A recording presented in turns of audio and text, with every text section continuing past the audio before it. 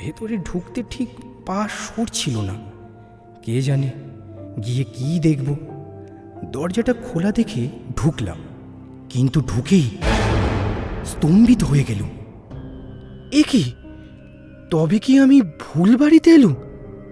না, ভুল বাড়ি তো মনে হচ্ছে না। এই তো সেই পুকুর, হ্যাঁ সেই সুরকি রাস্তা, এই তো দুটো সুপারি গাছ। 1.5 ঘন্টা আগে এই ঘরটাতেই তো এসেছিলাম মেয়েটির সঙ্গে। কিন্তু মেয়েটি কোথায়? তার মুমূর্ষ মাই বা কোথায় গেল?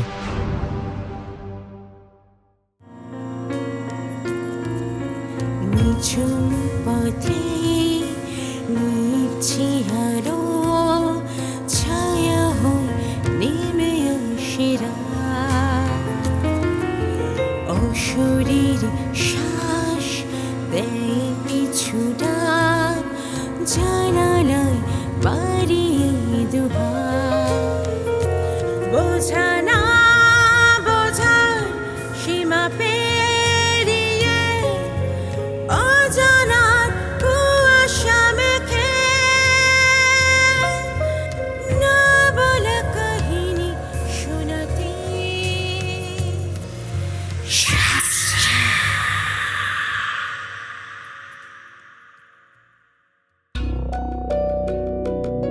নমস্কার, জানা অজানার মাঝে থেকে আমি পৌলমী চলে এসেছি আরও একবার আপনাদেরকে গল্প শোনাতে। শ্রোতা বন্ধুরা, আজ আমি যে গল্পটি আপনাদের শোনাতে চলেছি, গল্পটির লেখক শ্রী বুদ্ধদেব বসু। গল্পটি প্রকাশিত হয়েছিল 1937 সালে জলছবি পত্রিকায়। গল্পটির নাম দিনে দুপুরে। শুনতে থাকুন লেখক বুদ্ধদেব বসুর কলমে দিনে দুপুরে। হাজিরা রোডের মোড়ে ট্রামের জন্য দাঁড়িয়ে আছি দুপুরবেলা। বালিগঞ্জের ট্রাম আর আসে না। এদিকে ভাদ্র মাসে রোদ্দুর পিঠে চড়চড় করে ফুটছে আলপিনের মতো। ওই এতক্ষণে কালীঘাটের পুল থেকে আস্তে আস্তে নামতে দেখা যাচ্ছে শ্রীযুক্ত ট্রামকে।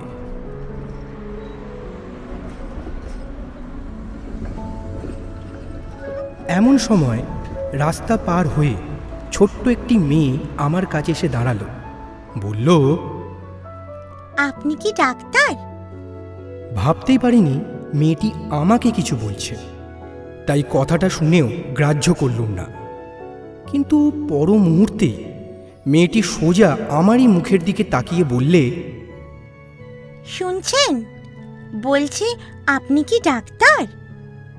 খুব অবাক হলুম, একটু যেন খুশিও। বললুম, কি করে বুঝলে?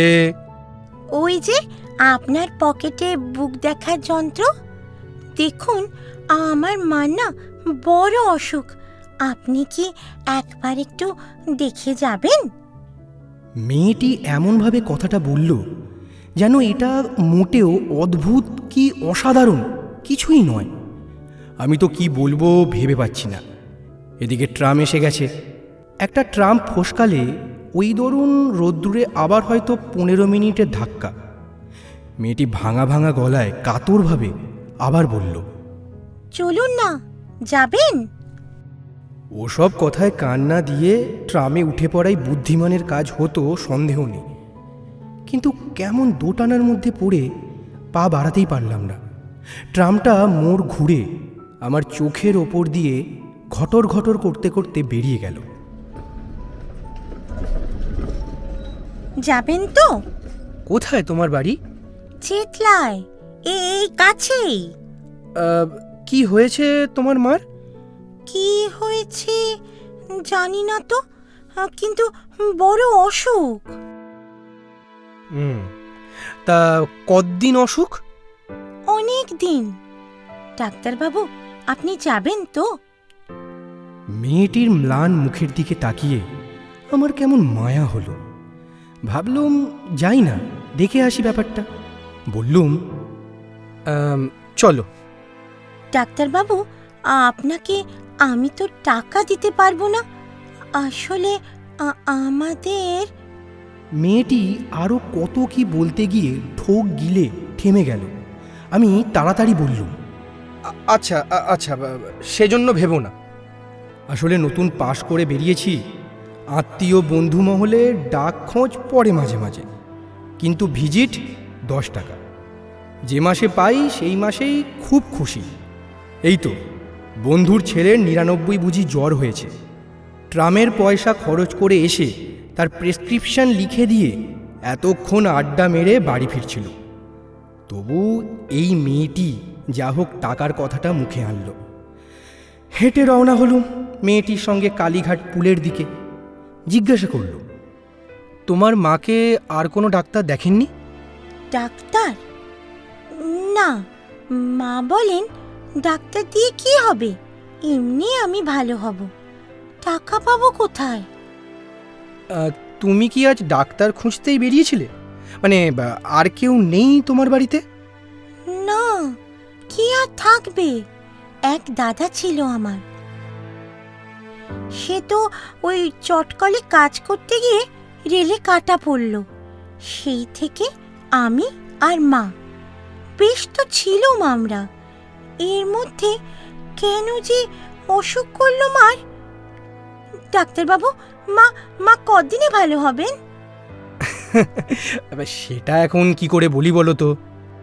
ডাক্তারবাবু, আজ সকাল থেকে মা যেন কেমন হয়ে আছেন, একবারও চোখ মেলে তাকান না। দেখুন, বাড়ি থেকে আমি বেরিয়ে ছুটতে ছুটতে এত দূরে এসেছি, যদি কোনো ডাক্তার খুঁজে পাই, যদি আমার ওপর কোনো ডাক্তার দয়া করেন। ওই তো সব ওষুধের দোকান, ভেতরে পাতলুন পরা ডাক্তাররা বসে। আমার তো সাহসই হয় না ভেতরে ঢুকতে। রাস্তার এদিক ওদিক কেবলই ঘুরছি। এমন সময় আপনাকে দেখেই মনে হলো আপনি আমাকে দয়া করবেন। মা সেরে উঠলে আপনি একদিন এসে খাবেন আমাদের বাড়িতে। কি চমৎকার লাউয়ের পাতা দিয়ে মটর ডাল রান্না করেন আমার মা। ছি ছি, এটা কি বললুম? আপনারা কেন গরিবের বাড়িতে খেতে আসবেন? ডাক্তারবাবু, আপনার দয়া আমি কোনো দিন ভুলবো না। এতক্ষণ ধরে হাঁটতে হাঁটতেই মেয়েটির সাথে আমার এই কথোপকথন চলছিল।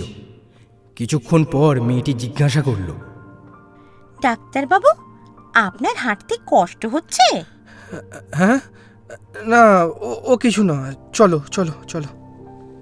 মুখে বললুম বটে, কিন্তু কালীঘাট পুল পর্যন্ত আসতে আসতে মনে হতে লাগলো এই মহৎ কাজের ভারটা না নিলেই পারতুম। এমন কত গরিব দুঃখী আছে বিনা চিকিৎসায় ধুঁকতে ধুঁকতে মরছে না খেয়ে। তাদের সবার উপকার করতে গেলে নিজেরই তো যাই হোক।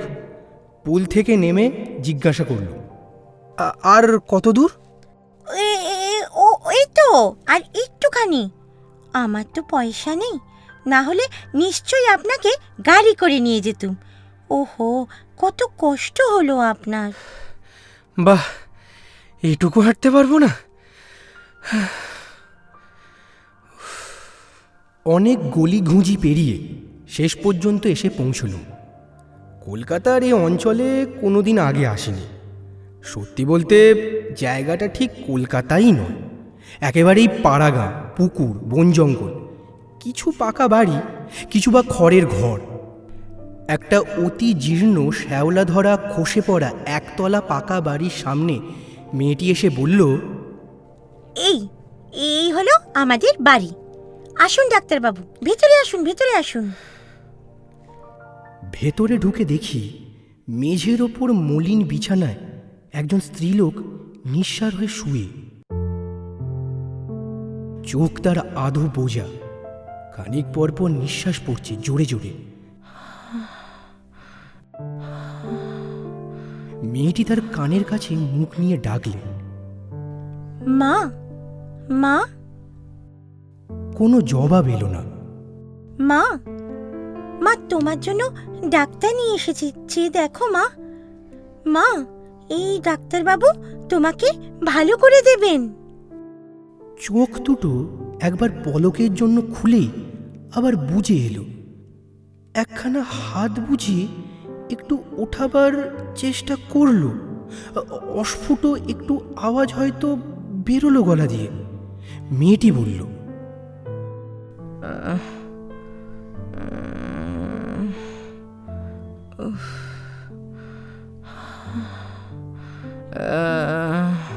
ডাক্তারবাবু, ভালো করে দেখুন না, মাকে আজই ভালো করে দিন।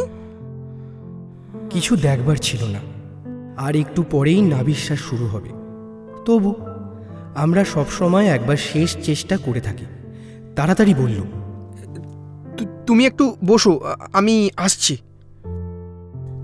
ডাক্তারবাবু, আপনি আপনি আবার আসবেন তো? আমার মা ভালো হবেন তো? এক্ষুনি আসছি ওষুধ নিয়ে, তুমি বসো বসো।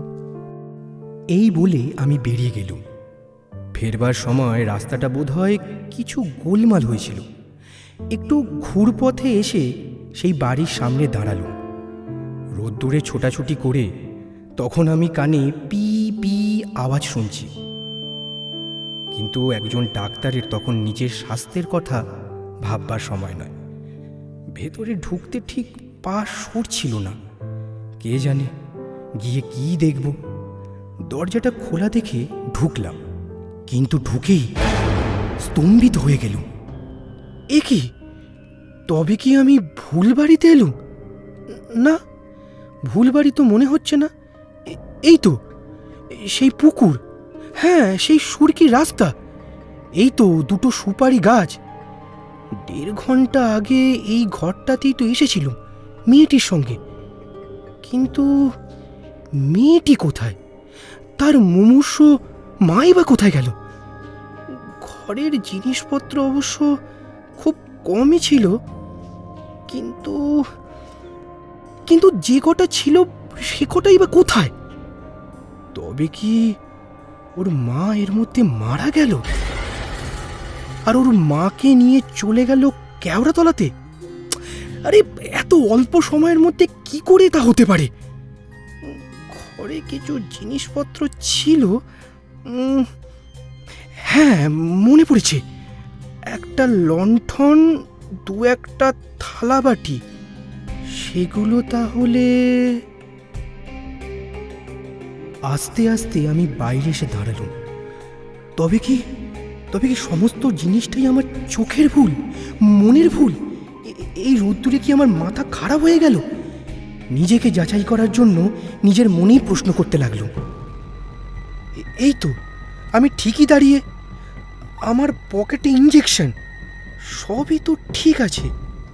নাকি আমি পথ ভুল করে ভুল বাড়িতে এসে উপস্থিত হয়েছি? ফ্যাল ফ্যাল করে তাকিয়ে আছি। আমার মাথার ওপরে যে আগুন ঝরছে সে খেয়ালও নেই। চারিদিকে ছবির মতো চুপচাপ। হঠাৎ দেখি টাক পড়া একটি আধবয়সী লোক আমার পাশে এসে কখন দাঁড়িয়েছে। কোনোখানে কেউ ছিল না। লোকটা হঠাৎ কি তবে মাটি ফুঁড়ে উঠে এলো।